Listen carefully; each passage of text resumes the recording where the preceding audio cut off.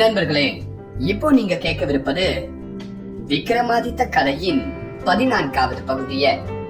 சரி, இப்போ விக்ரமாதித்தனோட பதில் என்னன்னு பார்க்கலாமா?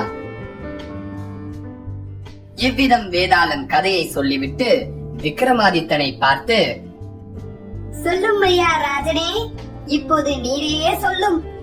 தெரிந்து கொண்டே சொல்லாவிட்டால் உன் தலை 100 சுக்கராக வெடித்துவிடும் என்றது. இவ்விதம் வேதாளம் கூற கேட்ட விக்ரமாதித்த மகாராஜன் பின்வரும் பதிலை சொன்னான். அந்த 2 உருவங்களில் எவன் அவளை தன் மனைவி என்று நினைப்பில் பார்க்கிறானோ அவன்தான் அவளுடைய கணவன். இந்த பதிலை கேட்ட வேதாளம் மறுபடியும் முருங்க மரத்தின் மீது ஏறிக்கொண்டது. வேதாளம் கூறிய 6வது கதை, கிளி மைனா கதை. விக்ரமாதித்தன் மறுபடியும் வேதாளத்தை முருங்க மரத்திலிருந்து பிடித்து வரும்போது வேதாளம் பின்வரும் கதையை சொன்னது. இந்த பூமியிலே பாட்டாளிபுத்திரம் என்ற புகழ்பெற்ற நகரம் ஒன்று இருக்கிறது. அதிலே முன்னொரு சமயம் விக்ரமசேகரி என்ற அரசன் ஆண்டு வந்தான். தெய்வ கடாட்சத்தில் சகல தர்மங்களுக்கும் தவப்பணிக்கும் ஓர் இருப்பிடமாக அவன் விளங்கினான். அவனிடம் பஞ்சவர்ண கிளி இருந்தது. அதன் பெயர் விதக்த சூடாமணி என்பதாகும். அதற்கு எல்லா சாஸ்திரங்களும் திரிகால ஞானமும் தெரியும். அதனால் அது நல்ல அறிவும் கூரிய புத்தியும் கொண்டிருந்தது. அந்த கிளியின் யோசனைப்படியே அவ்வரசன் தனக்கு சரிசமமான அந்தஸ்துடைய மகத நாட்டு ராஜ குடும்பத்தை சேர்ந்த சந்திரபிரபை என்பவளை மணந்து கொண்டான். அரசியும் மைனா ஒன்றை வளர்த்து வந்தாள். சோமிக்கை என்ற பெயர் கொண்ட அந்த மைனா கிளியைப் போலவே அறிவும் விவேகமும் வாய்ந்திருந்தது. இவ்விடம் வந்த பிறகும் கிளியும் மைனாவும் ஒரு கூட்டில் சேர்ந்து வாழ்ந்து தங்கள் விவேக புத்தியில் அரசனையும் அரசியையும் கலிப்பித்து வந்தன. ஒரு நாள் கிளி தன் சகாவான மைனாவிடம் ஆசை கொண்டு அதை பார்த்து, நாம் இருவரும் ஒரு கூண்டில் இருந்து சாப்பிட்டு தூங்குகின்றோம், ஆகவே நீ என்னை மணந்து விடு என்று கேட்டது. அதற்கு மைனா, எல்லா ஆண்களுமே நன்றி கெட்டவர்கள், கொடூர சித்தம் படைத்தவர்கள், ஆகவே நான் எந்த ஆணையும் மணக்க விரும்பவில்லை என்று பதில் சொல்லிவிட்டது. கிளியோ, எல்லா ஆண்களும் கொடியவர் என்று கூறுவது உண்மை அல்ல, பெண்களே கொடிய குணமும் குரூர மனமும் உடையவர்கள் என்று சுட சுட பதிலளித்தது. இரண்டுக்கும் இடையே பெருத்த விவாதம் மூண்டுவிட்டது. கடைசியில் இரண்டும் ஒரு ஒப்பந்தத்துக்கு வந்தன. தங்களுக்கிடையே உள்ள விவாதத்தை அரசனிடம் தெரிவித்து அவன் தீர்ப்புக்கு விட்டுவிட வேண்டும். கிளி ஜெயித்து விட்டால் மைனா உடனே கிளியை மணந்து கொள்ள வேண்டும். மைனா ஜெயித்து விட்டாலோ கிளி அதற்கு அடிமையாகி விட வேண்டும். ஆஸ்தான மண்டபத்தில் இருந்த அரசன் அவ்விரு பறவைகளின் விவாதத்தை கேட்டான். உடனே மைனாவை நோக்கி, ஆண்கள் எப்படி நன்றி கெட்டவர்கள் ஆவார்கள், சொல் என்று வினவினான். கேளுங்கள் அரசே என்று மைனா சொல்லி ஆண்களின் குற்றங்களை எடுத்து காட்டி தன் கட்சியை நிரூபிக்க பின்வரும் கதையை கூறியது. காமந்தகி என்ற பெயர் கொண்ட பூரதன நகரம் ஒன்று இருக்கிறது. அங்கே அர்த்ததத்தன் என்னும் வியாபாரி ஒருவன் இருந்தான். அவன் மிக்க பணக்காரன். அவனுக்கு ஒரு மகன் உண்டு. அவன் பெயர் தனதத்தன் என்பது. காலக்கிரமத்தில் தந்தை இறந்த பிறகு மகன் ஊதாரித்தனமாக செலவு செய்து வந்தான். தூர்த்தர்கள் சூழ்ந்து கொண்டு அவனை சூதாட்டத்திலும் வேறு துன்மார்க்கங்களிலும் அமிழ்த்தி விட்டார்கள். கெட்ட நடத்தை என்னும் மரத்துக்கு துஷ்ட சகவாசமே வேறாகும். சிறிது காலத்தில் அவன் செல்வம் முழுவதும் கரைந்து விட்டது. தன் ஏழ்மையை கண்டு வெக்கி சொந்த நாட்டிலே இருக்க பிடிக்காமல் அவன் வெளிநாடுகளிலே சஞ்சாரம் செய்ய புறப்பட்டு விட்டான். அவ்விதம் அவன் சுற்றி வரும்போது ஒரு சமயம் சந்தனபுரம் என்னும் நகரத்தை அடைந்தான். அங்கே சாப்பாட்டை வேண்டி ஒரு வியாபாரியின் வீட்டுக்குள் அவன் நுழைந்தான். தெய்வ வசமாக அந்த வியாபாரி அவனுடைய அழகையும் இளமையையும் கண்டு உள்ளம் பூரித்து அவனை பற்றி விசாரித்தார். அவன் நல்ல குடியில் பிறந்தவன் என்பதை அறிந்த வியாபாரி தனதத்தனை உபசரித்து தன் பராமரிப்பிலே வைத்துக் கொண்டார். ஏராளமான சீதனத்துடன் தம் மகள் ரத்தினவலியையும் அவனுக்கு மனம் செய்து கொடுத்தார். அதற்கு பிறகு தனதத்தன் தன் மாமனார் வீட்டோடு சௌக்கியமாக இருந்து வந்தான். சில நாட்களிலே அவன் தனக்கு ஏற்பட்டிருந்த இந்த சந்தோஷத்தில் பழைய கஷ்டங்களை எல்லாம் மறந்துவிட்டான். செல்வம் மறுபடியும் சேரவே பழையபடியே அவன் ஊதாரித்தனமாக செலவு செய்ய ஆசை கொண்டான். அதனால் அவன் திரும்பவும் தன் சொந்த ஊருக்கே போய்விட விரும்பினான். அந்த தூர்த்தன் தன் மாமனாரை தொந்தரவு செய்ய ஆரம்பித்தான். மாமனாருக்கு அந்த பெண் ஒரு குழந்தை. எனினும் தொந்தரவு தாங்காமல் கடைசியில் மாமனாரும் ஒப்புக்கொண்டார். அவர் தம் பெண்ணுக்கு எல்லாவித நகைகளையும் போட்டு அலங்கரித்து ஏராளமான சீதனத்தோடு அவளை மாப்பிள்ளையுடன் அனுப்பினார். கூடவே அவர்களுக்கு உதவியாக ஒரு கிழவியும் அனுப்பி வைத்தார். மூவரும் கிளம்பி சென்றார்கள். நெடுந்தூரம் நடந்து அவர்கள் வழியிலே ஒரு காட்டை அடைந்தார்கள். அங்கே திருடர் பயம் உண்டு என்று சாக்கு கூறி தனதத்தன் தன் மனைவியின் நகைகளை எல்லாம் கழற்றிவிட சொல்லி அவற்றை தன் வசப்படுத்திக் கொண்டான். சூதாடுவது, கள்ளக்காதல் புரிவது முதலிய தொழில்களில் ஈடுபட்ட ஆண்கள் மனம் இரும்பு போல இறுகி நன்றி கெட்டு எவ்வளவு கேவலமான நடத்தைக்கும் இழிந்து விடுவார்கள் என்பது இதனால் விளங்கவில்லையா? அந்த நீசன் தன் மனைவி எவ்வளவோ சிலவதியாக இருந்தும் அவளுடைய செல்வத்துக்கு ஆசைப்பட்டு அவளை கொன்றுவிட முடிவு செய்தான். அதே போல தன் மனைவியையும் கிழவியையும் பாதாளமான ஒரு படுகுழியில் தள்ளிவிட்டு தன் வழியே அவன் போய்விட்டான். விழுந்த வேகத்தில் கிழவி இறந்து விட்டாள். ஆயினும் அவள் மனைவி கொடிகளில் சிக்கியதால் உயிர் துறக்கவில்லை. அவளுக்கு விதித்திருந்த காலம் முடியவில்லை. துக்கம் தாழாமல் அழுது கொண்டே அவள் கோரைகளையும் கொடிகளையும் பிடித்துக் கொண்டு மெதுவாக கரை ஏறினாள். அங்கங்கே விசாரித்து வழி கேட்டுக்கொண்டு அவள் தன் பிறந்தகம் வந்து சேர்ந்தாள். திடீரென்று அவள் இந்த நிலையில் திரும்பி வந்ததை கண்ட அவளுடைய பெற்றோர்கள் நடந்ததை பற்றி ஆவலோடு விசாரித்தார்கள். சிலவதியான அவள் தன் புருஷனுடைய குற்றத்தை வெளியிட விரும்பவில்லை. ஆகவே அவள் பின்வருமாறு தெரிவித்தாள். வழியில் கொள்ளைக்காரர்கள் எங்களை தாக்கி என் புருஷனை கட்டி பிடித்து இழுத்து சென்று விட்டனர். கிழவி இறந்து விட்டாள். நான் ஒரு பகுதியில் விழுந்ததால் உயிர் தப்பினேன். அந்த வழியாக சென்ற வழிப்போக்கன் ஒருவன் என் மீது தயை கூர்ந்து என்னை பள்ளத்திலிருந்து கரையேற்றி விட்டான். நான் உயிருடன் இருக்க வேண்டும் என்று என் தலையில் எழுதி இருக்கிறது. பிழைத்து இவ்விடம் வந்து சேர்ந்தேன். அவள் வார்த்தைகளை கேட்ட அவளுடைய பெற்றோர்கள் அவளை பெரிதும் தேற்றினர். அவளும் ஓடிப்போன தன் கணவன் நினைவாக பிறந்தகத்தில் தங்கி இருந்தாள். சொந்த ஊர் திரும்பிய தனதத்தன் கொஞ்ச காலத்தில் தான் கொடர்ந்த செல்வம் முழுவதையும் சூதாடி தொலைத்து விட்டான். ஆகவே அவன் மறுபடியும் தன் மாமனாரிடம் சென்று அவரிடத்திலிருந்து பணத்தை பெற்று வர நினைத்தான். தம் பெண்ணை பற்றி விசாரிக்கும் போது அவளை ஊரிலே விட்டு வந்திருப்பதாக கூறிவிடலாம் என்றும் அவன் தீர்மானித்தான். இவ்விதம் முடிவு செய்து அவன் மாமனார் வீட்டை நோக்கி வந்தான். அவன் தூரத்தில் வருவதைக் கண்ட அவன் மனைவி ஓடி வந்தாள். கணவன் எவ்வளவு கொடியவனாக இருந்தாலும் மனைவிக்கு அவனிடம் உள்ள அன்பும் பாசமும் குறையவே குறையாது. ஆகவே தன் கணவன் பெரிய துரோகியாக இருந்தும் அவள் அதை பொருட்படுத்தாது அவன் கால்களில் விழுந்தாள். தன் மனைவியை கண்டதும் அவன் விரண்டு விட்டான். தன் கொடுமையை வெளிப்பட்டு விட்டதோ என்று பயந்தான். ஆனால் அவன் மனைவியோ தன்னுடைய தந்தையாரிடம் கூறியதை அனைத்தும் தெரிவித்து அவனுடைய பயத்தை போக்கி தைரியம் ஊட்டினாள். அவனும் பயமில்லாமல் மாமனார் வீடு வந்தான். அவனை கண்டதும் மாமனாரும் மாமியாரும் நிரம்பவும் சந்தோஷம் அடைந்து அவனை வரவேற்றார்கள். பெரிதும் மனமகிழ்ந்து உற்றார் உறவினர் எல்லோரையும் அழைத்து பெரும் விருந்து வைத்து அந்த வைபவத்தை கொண்டாடினர். அதிர்ஷ்டவசமாக திருடர் கையில் சிக்கிய தம்முடைய மாப்பிளை மீண்டும் உயிருடன் திரும்பி வந்தான் என்று அவர் எண்ணினார். அதற்கு பிறகு தனதத்தன் தன் மனைவியான ரத்னவல்லியுடன் மாமனார் வீட்டிலேயே சௌக்கியமாக வாழ்ந்து வந்தான். ஆயினும் அவனால் சும்மா இருக்க முடியவில்லை. ஒரு நாள் இரவு அவன் நன்றி கட்டு செய்ததை சொல்லவும் கூசுகிறது. இருந்தாலும் சொல்லத்தானே வேண்டியிருக்கிறது. தன்னை அணைத்து படுத்திருந்த மனைவியையே அவன் ஒரு நாள் இரவு கொன்று போட்டு அவள் ஆபரணங்களை எல்லாம் கழற்றி கொண்டு ஓடி போய்விட்டான். இப்படிப்பட்ட கொடிய சித்தம் படைத்தவர் ஆண்கள்.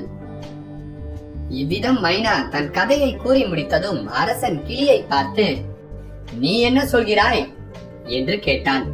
உடனே கிளி மன்னனை பார்த்து, அரசே, பெண்கள் தாங்க முடியாத துடுக்கத்தனம், துணிவு, சோரத்தனம், கொடுமை ஆகியவை வாய்ந்தவர்கள்.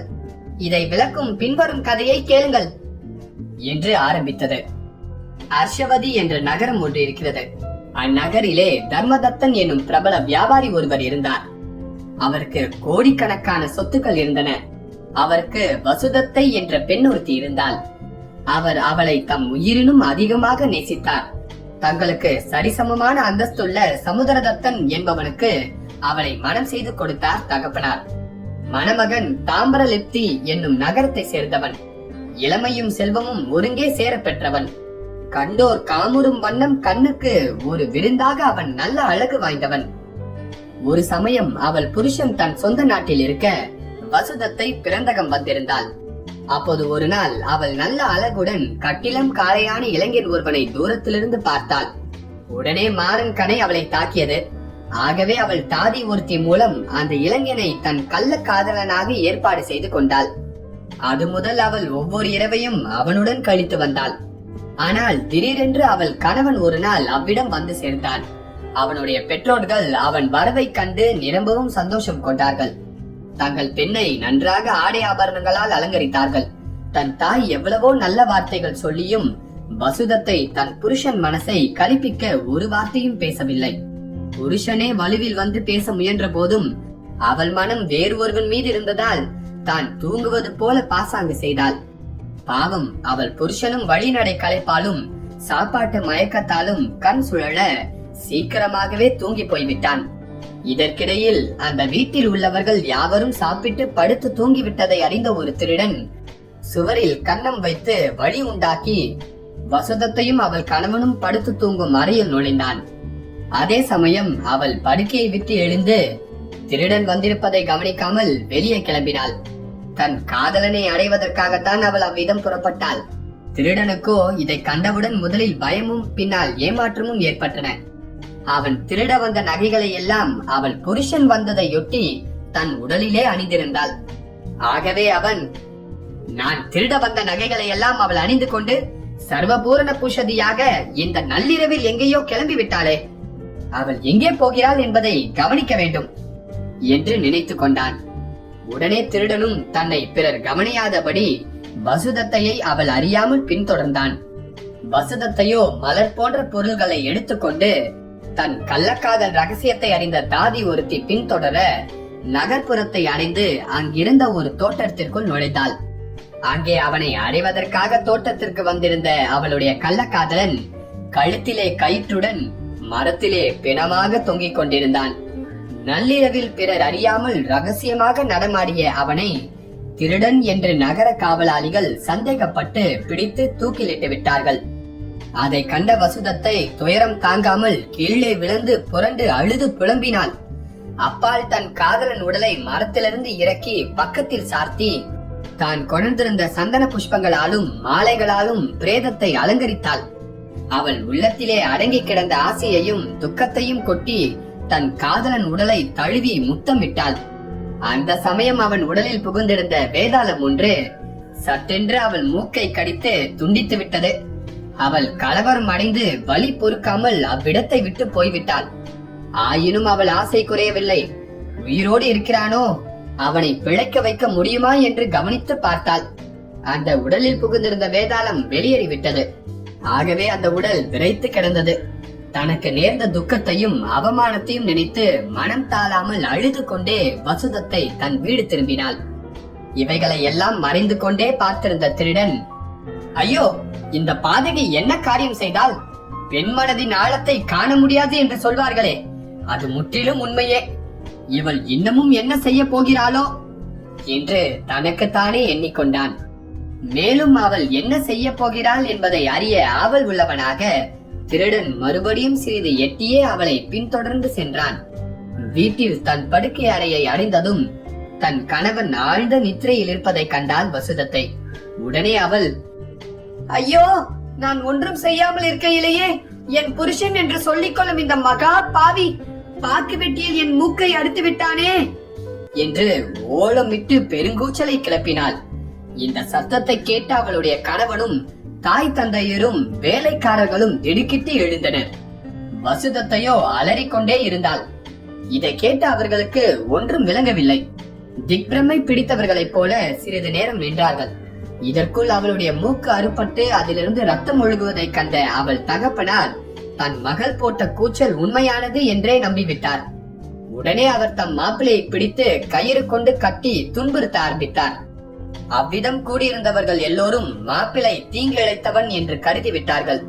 அதனால் அவனும் வாயை திறக்காமல் மௌனமாகவே அவ்வளவிற்கும் உட்பட்டிருந்தான்.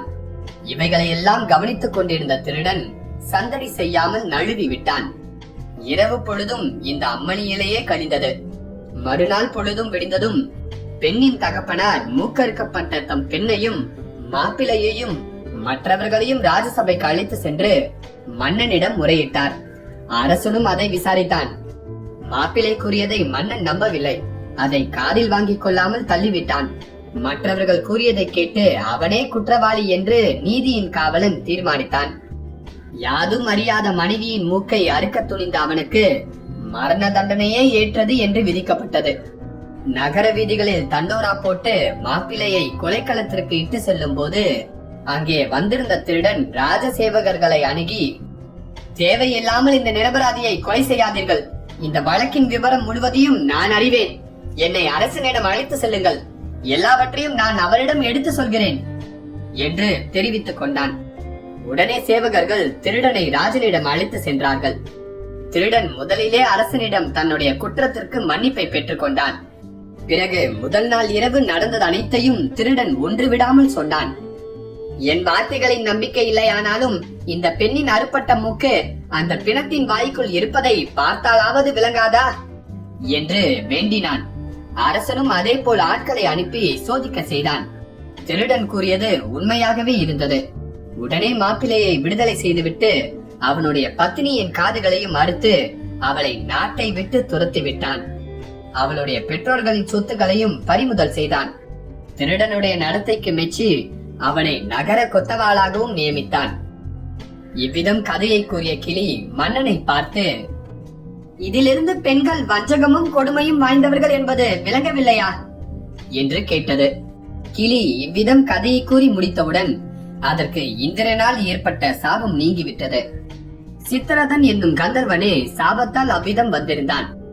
அவன் பழைய கந்தர்வ உருவத்தை பெற்று பறந்து போய்விட்டான்.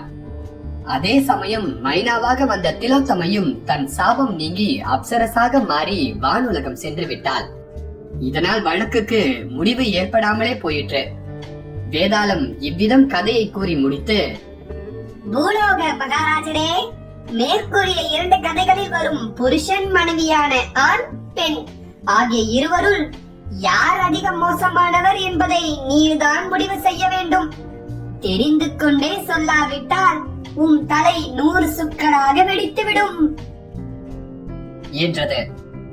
நண்பர்களே, இப்போ நீங்க சொல்லுங்க, இந்த கதையில வர ஆண் பெண் இதுல யாரு ரொம்ப மோசமானவங்க? யோசிச்சு சொல்லுங்க.